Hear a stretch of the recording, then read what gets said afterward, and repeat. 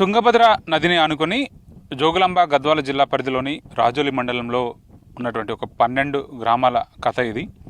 12 గ్రామాలు దాదాపు కొన్నేళ్లుగా కూడా గోసపడుతున్నాయి.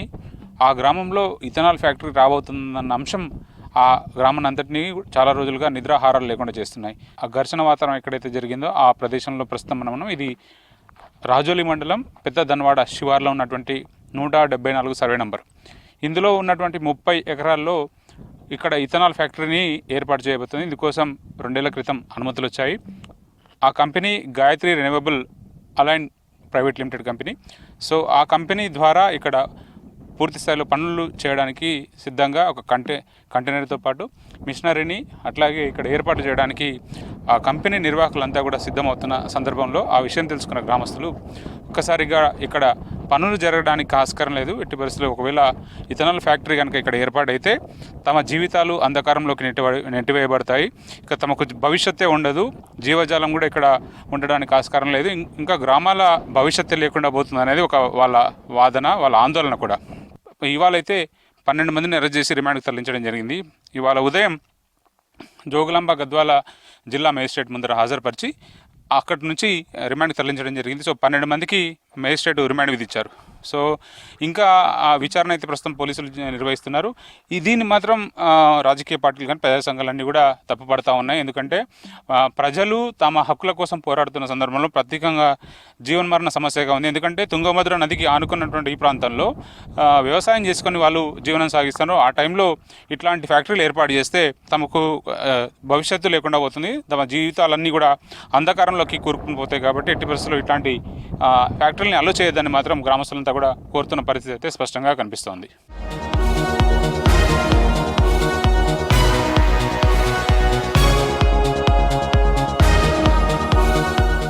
పెద్ద ధన్వాడ శివార్లో ఏర్పాటు చేస్తున్నటువంటి ఇథనాల్ ఫ్యాక్టరీకి సంబంధించిన నిర్మాణాలు జరుగుతున్న ప్రాంతం ఇది. ఈ ప్రాంతంలో వాళ్ళు నిర్వాహకులు ఎవరైతే ఉన్నారో వాళ్ళంతా కూడా సిస్టమ్ అంటే ఇక్కడ ఒక ఫ్యాక్టరీని ఏర్పాటు చేయడానికి అనుకూలంగా వాళ్ళు కావాల్సిన మెటీరియల్ అన్నింటినీ కూడా ఫస్ట్గా ఎస్టాబ్లిష్ చేసుకోవడం జరిగింది. ఇక్కడ పనిచేసేటటువంటి ఎవరైతే కార్మికులు ఉంటారో వాళ్ళ కోసం నిర్మించిన గుడిసెలు ఇవి. గుడిసెల్ని కూడా ఆందోళనకారులు నింపిపెట్టారు. మనము ఇక్కడ కనుక చూస్తే వాళ్ళు ఏర్పాటు చేసుకున్నటువంటి ఫుడ్ ఐటమ్స్ కానీ, గ్రాసరీస్ కానీ, అట్లా మిగతా వాళ్ళ లగేజ్ బ్యాగులు కానీ అన్నీ మనకు క్లియర్గా కనిపిస్తున్నాయి. కూరగాయలు అన్నీ చెదరగబడ్డాయి. ఇది పెనుగులట ఆందోళనకారులకు పోలీసులకు మధ్య జరిగినటువంటి ఘర్షణ మాత్రం. మరోపక్క నిర్వాహకులు కొంతమందిని సదరు కంపెనీ గాయత్రి రెన్యూవబుల్ అలైన్ కంపెనీకి సంబంధించిన ప్రతినిధులు కూడా కొంతమందిని రాయలసీమ ప్రాంతం నుంచి, ప్రత్యేకించి చిత్తూరు జిల్లా నుంచి కొంతమందిని బౌన్సర్లు తీసుకొచ్చి ఇక్కడ ముందుగానే వాళ్ళని ఏర్పాటు చేయడం, ఎవరైనా గ్రామస్తులు ఈ ప్రాంతంలోకి వస్తే మాత్రం ఖచ్చితంగా వాళ్ళ మీద దాడులు చేయాలని ప్రీప్లాన్డ్గా ఉందని మాత్రం గ్రామస్తులు చెప్తున్నారు. నిద్రాహారాలు లేకుండా చేస్తున్నటువంటి పరిస్థితి కాబట్టి అందుకోసమే వాళ్ళంతా కూడా ఈ ఆందోళన కార్యక్రమంలో పాల్గొన్నట్టుగా ప్రజా సంఘాలు కానీ అన్ని పార్టీలు కానీ చెప్తున్నాయి.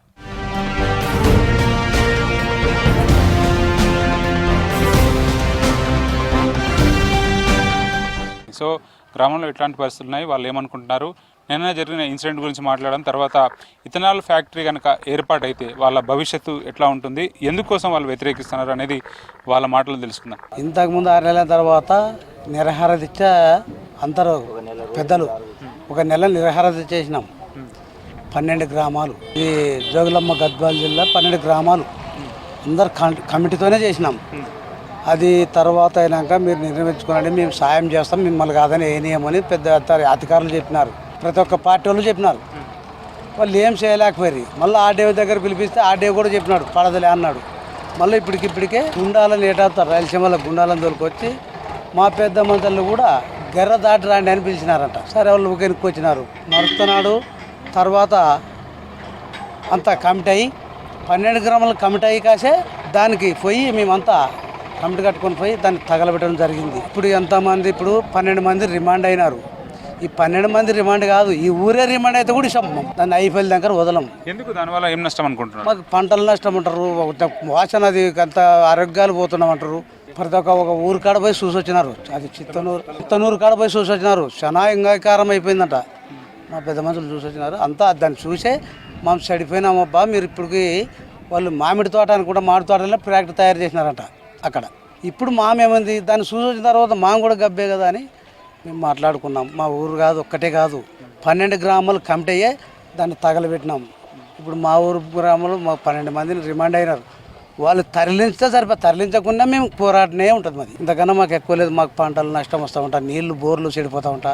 ఇక్కడ ఆర్డీఎస్ కాలం ఉంది, ఇక్కడ కేసుకి తుంగభద్ర ఉంది, ఇక్కడ ఎత్తిపోతల పథకం తుమ్మిళ్ళ లిఫ్ట్ ఉంది. అన్ని పంటలు పండే పొలం ఏదో బంజరు భూములు లేవుడా, అంతా రైతు పట్టా భూములే. పంట పండేడు లాస్ అవుతామని మేము దాంట్లోకి దిగిపోయినాం అంతే. ఎందుకు వ్యతిరేకిస్తున్నారు?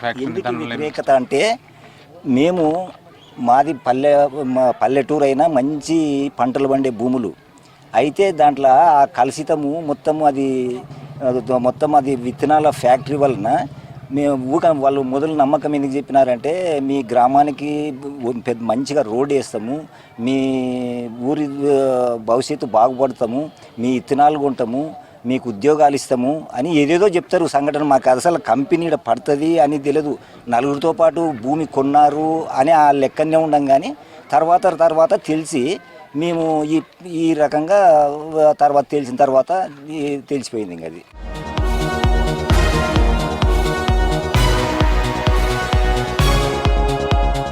జరిగిన తర్వాత రాత్రి అంతా ఎట్లా గడిపారు ఊరోళ్ళంతా? రాత్రి అంటే నార్మల్గా ఇప్పుడు ఎవరైనా ఊర్లో పరిస్థితుల ప్రకారం నార్మల్గా ఎవరైనా పోలీసులు నార్మల్గా ఏదో చిన్న పని మీద వస్తేనే ఏదో ఏమైందో అని బిక్కు అనుకుంటుంటారు. ఊర్లో పరిస్థితి అలా ఉంటుంది. అటువంటిది అసలు అంత శాంతియుతంగా చేసుకునేటళ్ళ మీద అంతగానో దాడి చేసి ఒక్కొక్కరికి మోకాలు చిప్పాలు వాసిపోయేంత కొట్టి హింసించి అంతగాని చేసి పైశాచిక ఆనందం పొందడం ఎంతవరకు సరైనది? ఇప్పుడు అంత ఘటన జరిగిన తర్వాత ఎప్పుడు ఎవరేమొస్తారు, ఎవరెప్పుడు తీసుకెళ్తారన్న ఒక భయాందోళనలతో ఎవరు అనేది నిద్ర లేదు, ఏం లేదు. ఇప్పుడు మీరు ఊరికి వస్తున్న సమయంలో కూడా చూసుంటారు. అసలు ఈ ఎండాకాలం సమయంలో అట్లీస్ట్ అరుగు మీద కూర్చొని ముచ్చట్లు పెట్టుకునే దానికి ఒక మనిషి కూడా లేడు చుట్టుపక్కల. అంతగానో భయాందోళనకు గురి చేస్తున్నారు. ఈ సమస్య మీ గ్రామంలో 12 గ్రామంలో ఎప్పటి నుంచి వేధిస్తుంది? ఎన్ని రోజుల నుంచి ఇబ్బందులు పడుతుంది? ఇది ప్రాసెస్ అనేది ఎప్పటి నుంచో స్టార్ట్ చేసిండ్రు. ఏదైనా ఫ్యాక్టరీ పెట్టాలనుకున్నప్పుడు మినిమం కన్సెంట్, పబ్లిక్ కన్సెంట్ తీసుకోవాలి. ప్రజాభిప్రాయ సేకరణ అనేది ముఖ్యం. అది అసలు ఎవరికీ తెలియదు. ఇప్పుడు ఏమైందంటే అధికార పక్షం వాళ్ళు ప్రతిపక్షం వాళ్ళు అధికార పక్షం అంటున్నారు. వాస్తవానికి చెప్పాలంటే పార్టీలు ఏవి సంబంధం లేదు, రైతులై పోరాటం చేస్తున్నారు. బౌన్సర్లు వచ్చిన విషయం ఎప్పుడు తెలిసింది? వాళ్ళు బౌన్సర్లని ఎప్పుడు గుర్తించారు? గ్రామస్తులు ఉన్నారు, అక్కడికి వెళ్ళి వెళ్తున్నప్పుడు అక్కడ పక్కనే పొలాలకు వెళ్ళే దారిలో ప్రయాణిస్తున్నప్పుడు మీరు ఎందుకు వస్తున్నారు, ఇక్కడ మీకు అసలు రైట్ లేదు, అది లేదు. ఇప్పుడు వాళ్ళు పొలాన్ని తీసుకుంటున్నప్పుడు కూడా ఎవరైనా వ్యవసాయం చేసుకుంటారని అమ్ముతారు రైతులు. నువ్వు ఫ్యాక్టరీ పెట్టండి, నేను ఫ్యాక్టరీ పెడుతున్నా, నాకు అమ్మండి అని చెప్పి వాళ్ళు అప్పుడే ముందు చెప్పి ఉంటే అమ్మకుండా ఉండేవాళ్ళు కాదు. ఇప్పటికీ జస్ట్ ఒక సెల్ టవర్ వస్తేనే గ్రామం అనేది దెబ్బతింటుందన్న ఒక సందర్భంతో ఒక 2 సంవత్సరాల క్రితం సెల్ టవర్ పడింది. అంత చిన్న సెల్ టవర్నే కమ్యూనికేషన్కి అంత ఇంపార్టెంట్ అయిన దాని వల్లనే అంత ఇబ్బంది అవుతుందని చెప్పి వ్యతిరేకించిన వాళ్ళు ఏకంగా ఒక అంత పెద్ద ఫ్యాక్టరీ వస్తుందంటే ఎలా యాక్సెప్ట్ చేస్తారు?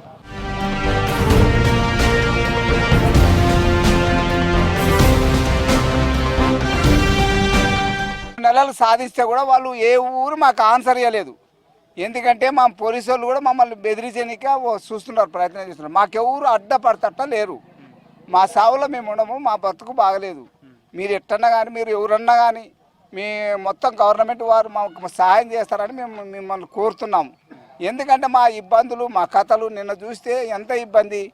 దేవుని దయ వల్ల వాళ్ళు ఎంతో మంచిగా ఉన్నారు. కానీ మా వాళ్ళు చిన్న పని చేసింటే పెద్ద వాళ్ళని ఆడంటే ఆడ వచ్చిన వాళ్ళనల్లా పట్టుకొని పోయినారు దౌర్జన్యంగా.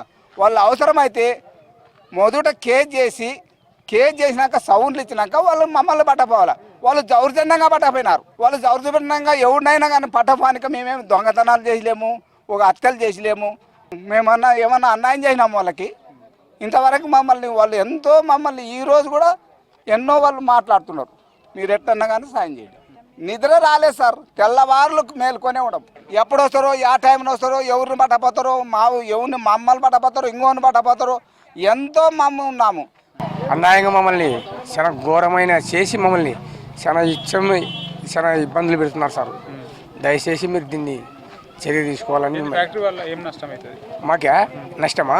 ఇత్తనాల కంపెనీ పడితే వాసన పడి ఈ ప్రజలకి, ఈ చుట్టుముట్టు ప్రాంత గ్రామాలకి 10 గ్రామాలకి అనేకమైన అహంకరమైన బాధ ఉంది సార్. మా పుట్టబోయే పిల్లలకి పుట్టినట్టు వారికి ఆ వాసన పడితే భయంకరంగా ఉందని మేము ఈ ప్రజలంతా కలిసి బాధపడుతున్నాం సార్. ఎన్ని రోజుల నుంచి బాధపడుతున్నాం? మేమా దాదాపు ఇది 8 నెలలు అయితే సార్. మా యాక్చువల్గా మేము శాంతియుతంగా నిరసన తెలపడానికి వెళ్ళాం అక్కడికి. కానీ అక్కడికి పోయిన తర్వాత ఆ బౌన్సర్లు ఏం చేశారంటే దాడి చేయడానికి పూనుకున్నారు. దాడి చేశారు కూడా. మరియమ్మ అనే మహిళ మీద నెత్తి వల్ల కొట్టిన సార్. నెత్తి పలిగిపోయింది. గద్వాల హాస్పిటల్కి తీసుకొచ్చి ఇది చేసినాం. తర్వాత ఆమెను చూపించుకొచ్చినాం. తర్వాత ఇంకా 2 వ్యక్తులకి కాళ్ళకు కొట్టినారు. కొట్టిన తర్వాత ఆవేశం వచ్చి అందరూ మా ఆడబిడ్డలు అందరూ కలిసి వాళ్ళ మీద ఇది చేయడం జరిగింది. పోలీసులు బాగానే వచ్చారు వాళ్ళు కూడా.